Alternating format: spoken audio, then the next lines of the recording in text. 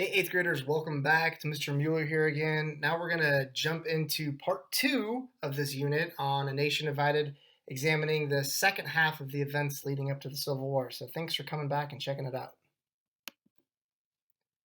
So to start off with, we're going to be examining the Kansas-Nebraska Act. And I want us to think back to the last video that we watched, and we talked about this idea of popular sovereignty. If you'll recall, popular sovereignty was introduced in the Compromise of 1850, which is this idea that it allowed the people in Utah or New Mexico, if they ever wanted to become states, that they would get to decide whether or not they wanted to allow slavery. Now, the first time that we actually see this idea of popular sovereignty get put into place is going to be in the Kansas-Nebraska Act in 1854. The Kansas-Nebraska Act was introduced by a senator from Illinois named Stephen Douglas, and I want you to keep him in mind because we're going to come back and talk about him here in just a little bit. But he really opened up this idea here to the Kansas and Nebraska territory of this idea of popular sovereignty. So in 1820 or in 1854, Kansas is going to want to come in as a state, and this idea of popular sovereignty is going to be put into play there. So what happens is that an election is held in Kansas. People get to go and they get to vote whether or not they want to allow slavery or not.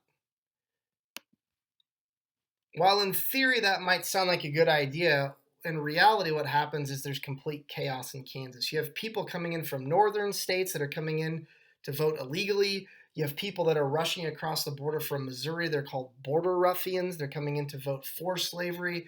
So you have all of these people that are running into Kansas that don't actually live there to vote for or against slavery. And this ultimately is going to lead to violence throughout Kansas. This Kansas becomes known as Bleeding Kansas, where literally people in Kansas are shooting and killing each other over the issue of slavery. It's kind of a scary foreshadowing of what's to come in the Civil War. So the Kansas-Nebraska Act and the idea of popular sovereignty in Kansas really does end in disaster. One of those people who comes into Kansas to try and make a statement or a stand against slavery is this guy here, which is kind of this crazy looking picture, but this guy here is named John Brown. Now we're going to spend some time talking about John Brown here and thinking about the actions that he takes, whether or not he was justified in the actions that he takes. So John Brown is an abolitionist. He is somebody who is very much outspoken and willing to do really anything that he thinks is necessary to get rid of slavery. So one of the main events we're going to look at here is a raid that John Brown does on a place called Harper's Ferry. Now, Harper's Ferry is a arsenal, essentially, in this place it's in West Virginia. And John Brown, what he wants to do in 1859 is he wants to plot a slave rebellion. So what he does is he gets together him and about 20 other men. He has several of those individuals are his own sons. And their plan is they're going to go and they're going to raid this federal arsenal at this little town called Harper's Ferry, Virginia. It's where the Shenandoah and Potomac rivers meet in Virginia.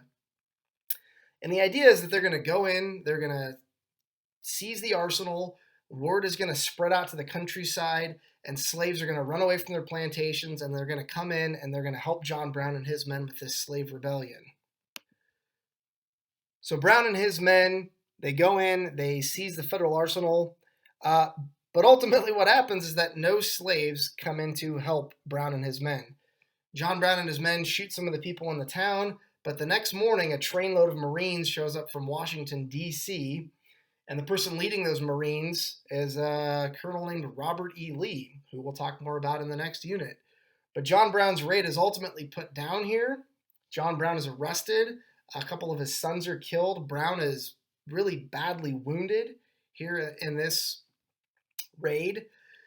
And Brown is ultimately going to be tried for treason. He's going to be found guilty, and he's going to be executed just a month later after his failed raid at Harper's Ferry.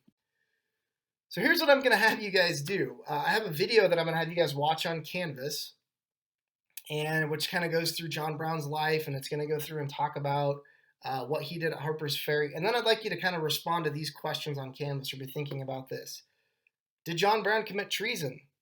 Or was he a hero for attempting to free the slaves? And I want you to be thinking about, was John Brown crazy or was he heroic? Was he a terrorist or was he a hero? So kind of be thinking about those ideas there, especially as you watch the movie about John Brown that's going to be linked on Canvas.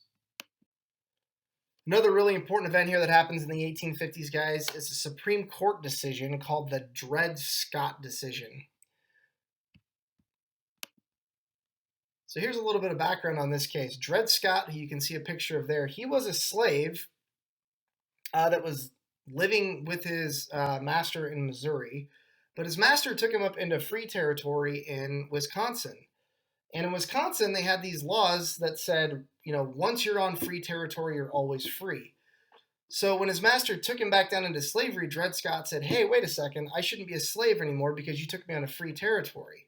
So Dred Scott sues his master for his own freedom.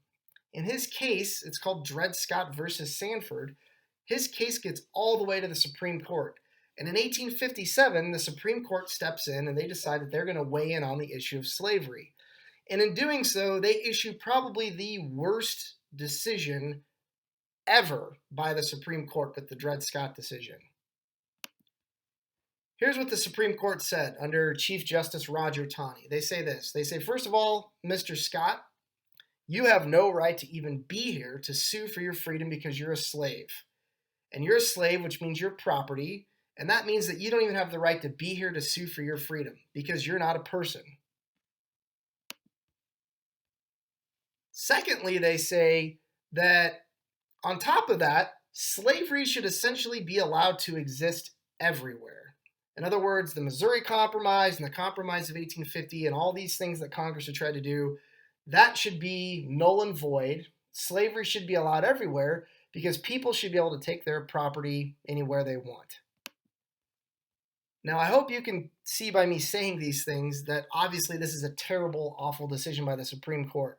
It solves nothing. Northern states aren't going to accept this. Southern states celebrate this as a victory, and the Dred Scott decision only further deepens the divide in the country between North and South over the issue of slavery.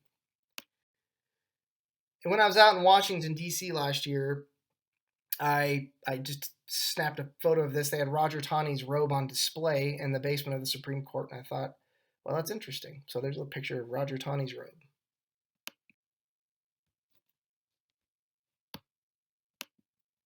So the next major event I'd like us to examine here are what are called the Lincoln-Douglas debates. So I want you to think back. I mentioned at the Kansas-Nebraska Act, there's this senator from Illinois named Stephen Douglas. Well, in 1858, Stephen Douglas is going to be running for re-election in Illinois. And in 1858, he is going to be challenged by kind of a up-and-comer in politics under this new political party called the Republican Party. He's going to be challenged by Abraham Lincoln. So in 1858, you have Abraham Lincoln versus Stephen Douglas, the Republican versus the Democrat here for this Senate seat in Illinois. These two men really probably could not have been any different. They were physically very different. They had very different positions on the issue of slavery. And what we're going to see here is that in the fall of 1858, Lincoln and Douglas agreed to a series of 7 different debates all throughout Illinois. The fundamental disagreement between these two guys and what they're going to be arguing about over these debates is the issue of slavery. Now, Stephen Douglas, we've already talked about him. His position was that states should be allowed to vote whether or not they want to allow slavery. He supported the idea of popular sovereignty, that states should be allowed to vote for or against slavery. Lincoln took the opposite position. Lincoln said, no, slavery is immoral, it is wrong, and that the spread of slavery must be stopped.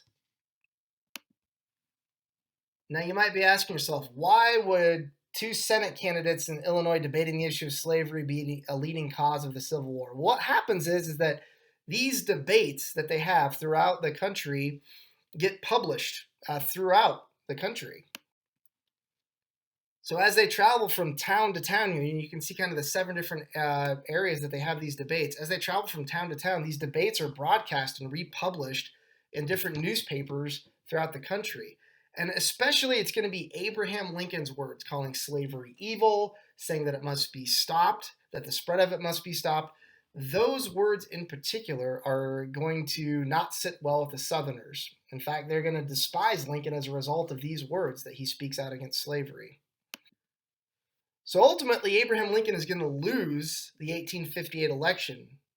But in a sense, he almost wins, because after this, he is now a leading voice in the country. He's a national figure, and he's really kind of this national figure who's spoken out against slavery. That then is going to propel Abraham Lincoln to win the presidential election in 1860. He will get the Republican nomination in 1860, and he is going to ultimately win the presidency in 1860. And this is really the final event on our timeline here, leading up to the Civil War, because once Abraham Lincoln gets elected president in 1860, many Southern states feel like this is sort of the final straw for them, that allowing Lincoln to be president, that they feel very threatened by that. And in fact, if you look on this map here, this is the Electoral College map of 1860. This really helps to, I think, show the political divide in the country. Abraham Lincoln was so despised in the South in 1860 that he wasn't even on the ballots in the Southern states.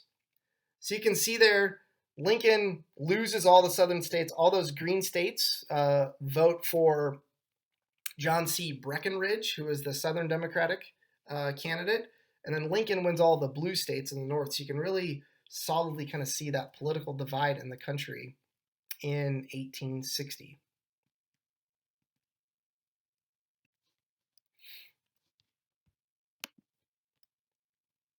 So literally within months after Abraham Lincoln getting elected, Southern states begin to secede from the Union. They believed that they had lost their political voice in the national government. They were completely outraged at Lincoln's election. And in particular, they thought that Abraham Lincoln was going to come down and take their slaves and end slavery and destroy their way of life. Even though Lincoln said he wasn't actually going to come down and do that, that's what they believed was going to happen. They had this idea of states' rights, that their rights as a state couldn't be violated by the national government. So states start to secede. South Carolina becomes the first state to secede in December 20th, 1860. Several other states are going to follow South Carolina's lead. They will elect their own president in what becomes known as the Confederate States of America, Jefferson Davis. And the question now becomes, would the North allow the South to leave the Union without a fight? And that's going to be the question that we're going to have to answer in the next unit when we talk about the Civil War. So again, here's just kind of a quick recap of some of the things we've learned about here over the course of this unit. We recapped and learned about the Missouri Compromise, which was the kind of the first real major compromise over the spread of slavery in the country. The Compromise of 1850, we looked at that. We talked about the impact of the Underground Railroad. We looked at Uncle Tom's Cabin, the publication of that with Harry Beecher Stowe. We talked about the Kansas-Nebraska Act here today. We also examined John Brown's raid on Harper's Ferry, and we talked about the election of Abraham Lincoln. So thanks again, 8th graders, for hanging with me through the kind of the second half here of this video lecture. I hope this has been informational and informative for you.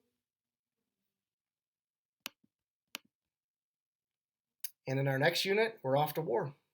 Thanks.